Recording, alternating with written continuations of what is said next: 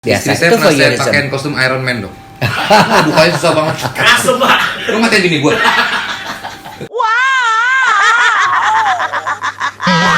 Pestanya siapa?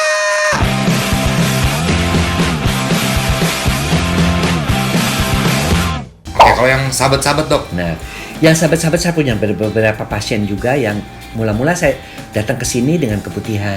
Tapi kok aku terlihat kayak ada bekas sundutan rokok di Waduh. palanya. Nah, jadi si wanita ini akhirnya nangis, dia cerita. Si cowoknya tuh baru bisa ereksi kalau dia ngelihat si cewek ini menderita. Dipecut, disundut rokok pokoknya, atau dikata-katain lu brengsek lo, cewek jelek lo, pelacur lo, pokoknya di KDRT dengan kata-kata. Setelah si ceweknya nangis kayak gitu baru dia bisa ereksi dan bisa berhubungan seks dan bisa ejakulasi. Itu ada yang kayak gitu. Nah, itu juga penyimpangan karena mungkin waktu kecilnya dia Ini berarti didikan waktu masa kecil juga termasuk waktu ya, dok? kecilnya salah satunya adalah aku kan pernah panggil dong si cowoknya juga, kok kamu, dia kaget juga diceritain. Ternyata si cowoknya itu waktu kecil sering sekali dibully sama orang tuanya. Aduh. Jadi dia ngebales kebulinya sekarang kepada istrinya. Dia sering ngelihat mamahnya juga dibentak-bentak di depan dia. Jadi akhirnya karena dibentak-bentak, pernah ada ditampar di depan anaknya, akhirnya si itu juga menampar itu, dan ketika si ngelihat si cewek itu mengadu-ngadu, barulah timbul ereksinya. Gairahnya timbul setelah itu ya. Kalau ada lagi penyimpangan misalnya direkam-rekam dok. Nah, itu yang namanya peeping toms. Peeping tom itu mengintip atau merekam itu hampir sama. Tapi ada juga yang mengintip. Jadi kalau kamu ke ya, itu orang-orang peeping toms itu kerjanya di situ. Apa tuh? Jadi dia itu minta kepada si tukang itu dia bayar 100.000. Tapi gue boleh ngintipin orang yang dipakai villanya. Jadi tungguin tuh. Waduh, nanti, itu ada beneran dok? beneran Gue lah. selama umur hidup gue nggak tahu. Ya tau nggak? Allah. Nggak pernah, ini baru tahu kan Bego nih. banget. Ini pengetahuan. Jadi Tuh. orang ngintip di villa kita lagi. Ya, enggak. Jadi makanya hati-hati. Pas di villa itu, nanti si tukang villanya itu dia udah sama Bikin dia lobang atau apa lobang, gitu. dia bikinin lobang atau pakai keran juga yang pas sekali. Nah, nanti udah pas mau ada, misalnya dia udah mulai buka baju, udah mulai gitu, dia SMS tuh, Pak, sini Pak, sudah mau film sudah mulai. Waduh. Jadi dia langsung gitu dibayar loh. Dia tidak bisa melakukan hubungan seks. Nanti setelah dia nonton, baru dia ke kamar mandi, dia onani. Nah, itu yang namanya peeping tom atau kesukaan seks mengintip. Dia nggak bisa hubungan seks. Nah ini buat menjaga kita itu di villa-villa doang atau Banyak di villa. Terus Di misalnya hotel ada nggak, dok? Di hotel. Nah, makanya juga harus hati-hati. Makanya kan kalau itu panik panik. kalau di hotel-hotel tuh kan kita mesti tahu ada CCTV. apakah ada CCTV atau enggak, kan mesti lihat ke atas ke bawah. Karena itu juga hal seperti itu. Apalagi zaman sekarang kan zaman orang pengen menjatuhkan politikus dan sebagainya. Iya, Itu kan iya, iya. ketahuan-ketahuan gitu kan karena Nyari, dijebak-jebak ya? Iya. untuk itu. Makanya untunglah kita nggak menjadi politikus. Ya kalau sebenarnya kan jebakan-jebakannya tuh jebakan-jebakan. Hubungannya dengan merekam tadi dok? Nah, setelah itu kan direkam. Nah, kalaupun merekam, mereka itu ingin menikmati gini. Pertama, beberapa laki-laki yang dia ngerasa dirinya ganteng, cakep, gitu ya. Dan dia itu ada beberapa wanita-wanita yang buruan-buruan, yang orang tuh kagum deh sama si wanita itu, si A, si B, si C misalnya gitu. Tapi dia tuh bisa, karena dia cakep, jadi tidurin. Nah, dia rekam tuh pasti. Dia rekam dan dia akan menikmati sambil duduk-duduk, ngopi-ngopi, dia liatin, lo mah dapat sama gue gitu. Dan dia kenikmatan tersendiri setelah, pada saat melakukan hubungan seksnya sih dia nikmat juga, tapi tidak senikmat ketika dia nonton adegan-adegan dia yang kayak begitu, sambil dia memperbaiki. Oh, gue kurang nih di sini. Oh, kayaknya ciuman gue kurang nih di sini. Nanti gue sama cewek yang lain gue akan perbaiki. Seperti itu. Buat yang suka ngerekam-rekam tuh, ayo. Dia mukanya Itu Ayo. bukan peeping toms, namanya yang suka merekam itu lebih kepada voyeurism. Voyeurism, menonton adegan-adegan, Buat mau apa? orang lain maupun diri sendiri. Namanya voyeurism. Semua dasarnya adalah penyimpangan seksual. Itu nggak baik ya dok ya? Ya nggak baik. Nggak, kadang-kadang kan kita perlu variasi dalam seks dok. Oke. Maksudnya variasi ya tadi itu mungkin kalau pakai kostum gitu dok. Kalau pakai kostum itu masih, asal dia berdua untuk suami istri masih bagus. Iya, Pakai iya. kostum Batman, pakai kostum Catwoman, pakai kostum jaket kulit itu masih Iya, iya. boleh.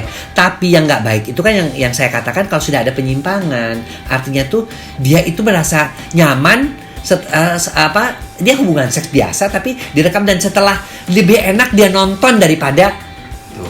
melakukan hubungan seks biasa. Istri saya Itu pernah saya voyeurism. pakein kostum Iron Man dok. Bukanya susah banget. Keras Pak. Lu ngatain bini gue. Tapi berarti variasi boleh asal ya makanya kita tahu tapi banyak tidak menyimpang. Nah kita Sekali tahu menyimpang lagi. atau enggaknya gimana dok? Ya, tapi ada dasar patologisnya. Ada dasar patologisnya tuh artinya tuh itu menjadi kecanduan. Nah, Jadi kamu jangan pikir ya. Saya punya beberapa pasien juga yang hiperseksual atau Donuanism. Donuanism itu dia nggak cukup satu cewek, dia harus beberapa cewek. Dalam sehari bisa 2 atau 3. Itu memang udah hiperseks, memang udah. Tapi dia tidak menikmati loh, dia tuh menderita dengan seksnya. ah kenapa dok? Dia tidak menikmati. Ketika dia ejakulasi dia nggak ngerasa seperti melayang, endorfinnya nggak keluar. Jadi Karena? dia akan makin dia membutuhkan terus cewek yang makin banyak. Dia coba dengan macam-macam enggak. Nah itu yang namanya penyimpangan seksual, yang namanya hiperseksualism atau Donuanism. Ada yang mau juga. tanya nggak soal hyperseks?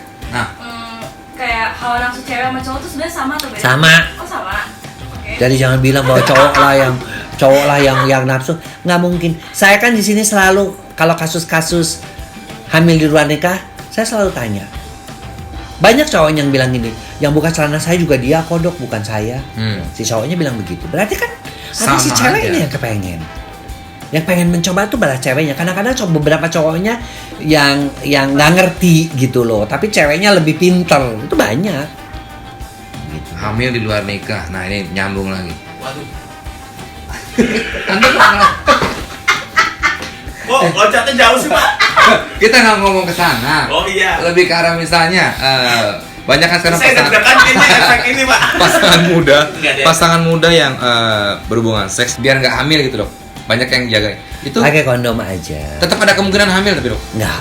Kalau kondom enggak. Kondom itu Kalau setengah-setengah dok, pakai misalnya nggak pakai kondom nih, pas mau keluar baru pakein kondom. itu juga enggak. Ya, itu bagus. Tapi kita mesti ingat ketika orang itu mau menggunakan kondom udah keburu netes. Setetes aja udah jadi. Tapi kan bukan sperma kental dok, itu masih yang Tetap bisa. Karena Yang cair-cair. di dalam cair-cairnya itu pernah diteliti sama kita. Ada spermanya? Itu ada spermanya sekitar ada 20 sampai 40 sperma. wow. Ayo lu. Jadi Jadi- mendingan dari awal. Mendingan dari awal pakai kondom. Ini dari pakai kondom ya. Kalau double dok, kondomnya? Robek. Satu aja udah cukup lah. Biar nggak gede usah dok. dua-dua. Biar gede. Gak bisa napas Pak nanti gerak. Nggak bisa nafas. Oke, ada yang mau nanya lagi nih. Ini banyak sekali pertanyaan. Mau nanya nggak lo? Mau nanya? Aryan pasti ada pertanyaan soal penyimpangan. Bisa sembuhin nggak sih dok? Kayak penyimpangan. Oh iya. Penyimpangan seks tuh aku punya sadis masochis susah.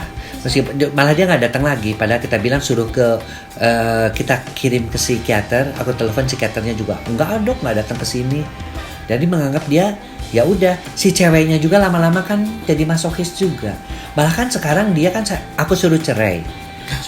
Iya dong, ngapain dia disundut-sundutin melulu sampai gitu. Tetapi katanya ketika dia itu menikah dengan pria yang normal yang kayak gitu dia nggak merasakan kenikmatan. Nah, ini. Udah terbiasa dia Nular, digampar, udah kebiasaan dia dipukul, udah kebiasaan dia disundut. Jadi selalu sadis pasangannya masochis. Dua-duanya emang udah penyimpangan. Serem ya? Hiperseksual harus dengan hiperseksual, nymphomania yang cewek. Jadi ada beberapa kan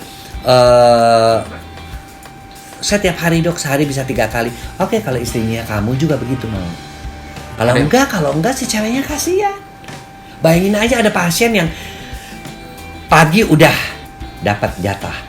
Siang pulang kantor ke rumah buat begituan dulu sampai 2 kali keluar. Ketiga kali mau tidur begituan lagi. Si istrinya sama udah kewalahan.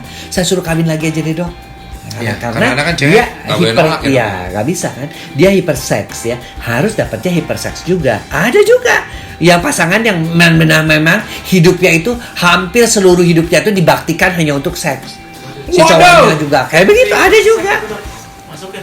Hidupnya hanya untuk seks. Artinya dari mulai pagi siang malam dia hubungan seks, padahal umurnya juga udah tua-tua banget. Dan dia dua-duanya menikmati. Ya udah, Itu nggak apa-apa dok. nggak apa-apa.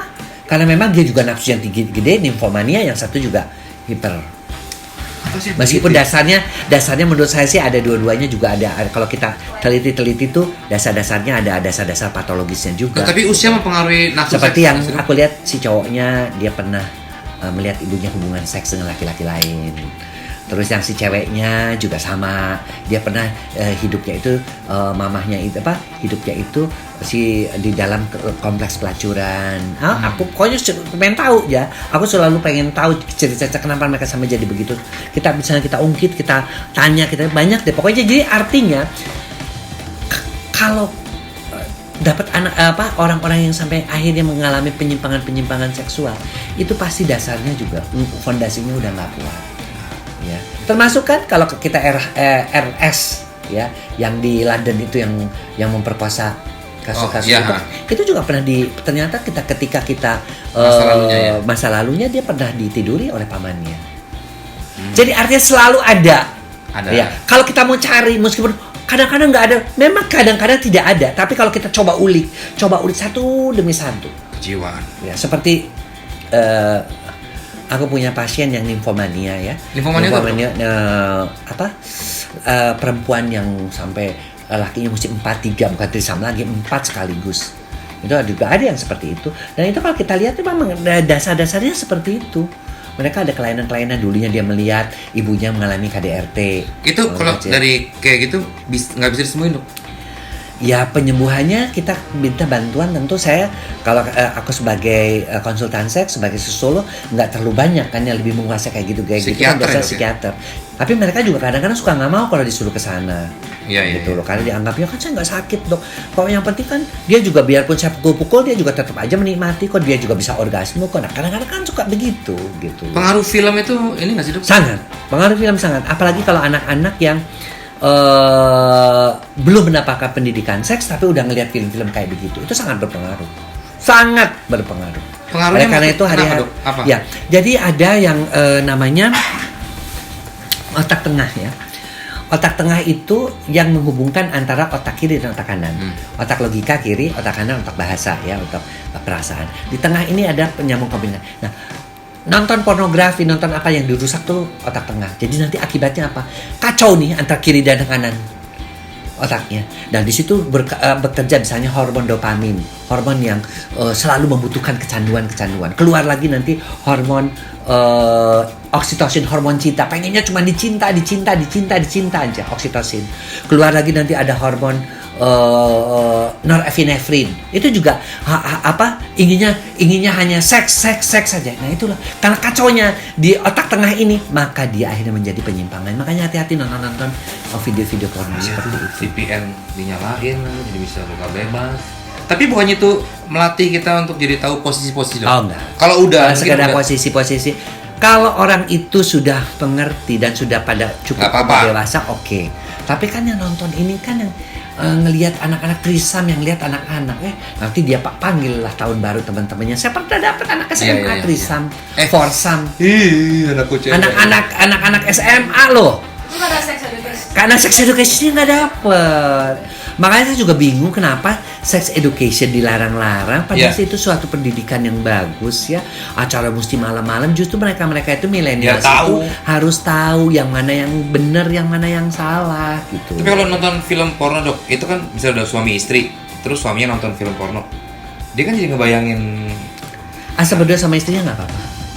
Oh gitu ya. Tapi kalau cuma sendiri-sendiri, nanti dia ngebanding-bandingin, kok beda ini situ tetenya gede, yang di sini kok kecil, kok ini di situ ini gendut, kok di sini ini. Nggak bisa. Gede, yang ini kecil. Aduh. Nah tapi kalau misalnya istri lagi halangan, si suaminya mau nggak mau harus masturbasi taruhnya. Nah itu kan dia ngebayanginnya. Nggak bisa, dia masturbasinya suruh yang masturbasi istrinya. Oh. Kalau lagi halangan juga nggak apa-apa kalau masturbasiin. Nggak boleh sendiri. Nggak, maksudnya tuh lagi supaya dia juga ada tanggung jawab gitu, si istrinya juga. Istrinya capek, Dok. Ya oke lah kalau saya lagi pulang misalnya kamar mandi lagi iseng-iseng mandi nih, narik-narik berdiri gitu misalnya, ya berdiri nih, keluarin nggak ya? Ya udah, boleh aja. Tapi bayangannya harusnya ke istri ya? Jangan bayangin gitu yang lain. Jangan ke yang lain ya. Oke, terakhir ada yang mau tanya lagi sebagai penutupan? Kalau frekuensi, kalau misalnya frekuensi maksimal berhubungan itu tergantung umur. Baru lamanya menikah. Enggak, lo tua. Atau beda umur? Ini, Dok, istri saya kan beda 16 tahun. Ya. Jadi saya sekarang 42. Ngaruh nggak sih nafsu seks yang saya makin tua itu, apakah memang makin berkurang? Ya kamunya yang ntar kasihan. Karena jarak bedanya 16 tahun, nanti si istrinya itu kan tetap bagus. Apalagi pria, pusat kekuatan seks tertingginya adalah 18 sampai 20 tahun. Itu adalah kekuatan seks pria yang paling tinggi. Wanita, seksnya paling tingginya 35 tahun. Jauh beda banget. Lah berarti 18 sampai 20 harus dipol-polin dong, Dok. Jangan dipol-polin juga, artinya tuh ya dia akan menurun pelan-pelan menurun. Tapi si istri tuh ya 20, misalnya bedanya cuma 26, cuma gitu kan masih belum mau mencapai puncaknya, makanya. Tapi saya 42 kok masih semangat, Dok. Ya bagus, pokoknya karena istrinya juga muda kan. Iya, tapi istri saya juga emang lebih ini sih, menggebu-gebu. Nah, lebih menggebu-gebu. Istri saya nafsu banget sama saya, Dok. Aduh. Ya bahagialah. Kalau dia mah nafsuin sama orang lain, jangan, Dok.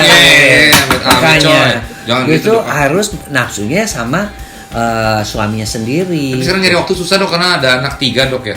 Jadi ya mau nyari waktu kadang begitu lagi. Anak-anak nggak dong, anak-anak dikasih kamar sendiri-sendiri. Udah, Dok, karena mereka jalan sendiri ke pintu saya nggak dikunci nih. Ya dikunci sekarang harus. Itu harus. Ambilin aja Pak rumahnya Pak. Nggak kesesat anak gue, malah nggak bisa pulang lagi, Dok. Oke, terakhir mau nanya lagi, Aryan mungkin sang kameramen ada? Pak, saya Pak. Nanya banyak banget seks. Dok, kalau misalnya ini untuk terakhir nih, Dok. Untuk kalau misalnya kita untuk membuat otot kita kenceng kan kita harus nge-gym gitu. Kalau untuk Mister senam Mister Barbel itu di situ. Ya, gitu Dok maksudnya. Senam kegel aja. Hah? Cowok, Dok? Cowok senam kegel ya memang sama cowok cewek. Nah, kirain cewek doang. Kalau senam kegel itu, kalau buat cowok dia akan bisa mengobati ejakulasi dini. Beberapa pasien ya saya latih untuk senam kegel jepitan. Kalau kencing tidak sekaligus, ditahan, hitung 10, dibagi 4, dibagi 3. Dia bisa lama-lama, dia bisa. Bentar, Dok. Ini ribet banget ya, Dok ya. Kita mau segala macam mau kuat nih, kita harus gitu-gitu. Kencing tahan dulu. Iya, dulu. emang itu. Iya. Emang begitu. Apa? Tidak akan bikin kencing batu itu mitos. Akan bikin nanti itu enggak. Nih, tapi gini, artinya gini. Kencing setengah ya, udah setengah tuh gak pat mak 6 jupan lalu baru keluarin lagi separuh. Hitung lagi tuh gak pat, itu kan dia lah. Nanti lama-lama sambil duduk begini pun dia bisa tuh gak pat mak 6 jupan. Ya. Akhirnya dia apa? Ketika dia mau ejakulasi sebentar, aduh, ini cewek belum orgasme nih, belum kelihatan tanda-tandanya, tahan dulu, bisa. Sambil ngitung tahannya, Dok. Tuh, enggak. Otomatis kita tahan begitu dia otomatis nggak mau ini. Dulu sih banyak yang ngajarin ke saya kalau mau lama nih pas lu lagi berbuat lu bayangin nenek-nenek gitu, Dok. Katanya gitu. Nenek lampir bukannya bayangan nenek-nenek langsung ciut kan kalau dia nenek lampir. Bener sih, kejadiannya begitu. Bayangan nenek ciut. Aduh. Oke, Dokter, kalau gitu mungkin Dokter mau menyampaikan apa lagi buat anak-anak muda? Buat anak-anak muda millennials ya. Jangan lupa bahwa seks itu bukan sesuatu yang porno ya. Dan juga kalau ada sesuatu jangan kamu coba-coba sendiri, tanyakan pada ahlinya, lihat ya. Dan kemudian pendidikan seks itu penting sekali, khususnya juga buat mereka-mereka yang mau menikah. Tolong jangan sampai melakukan seks bebas ya. Ingat ada penyakit. Simak pendidikan seks yang baik, dan yang terpenting adalah jaga stamina seks kamu sampai usia tua dengan cara diet yang seimbang, olahraga, manajemen stres, dan tidur yang cukup. Iya, terima kasih Dokter Boyke. Sama-sama. Terima kasih Dokter Boyke.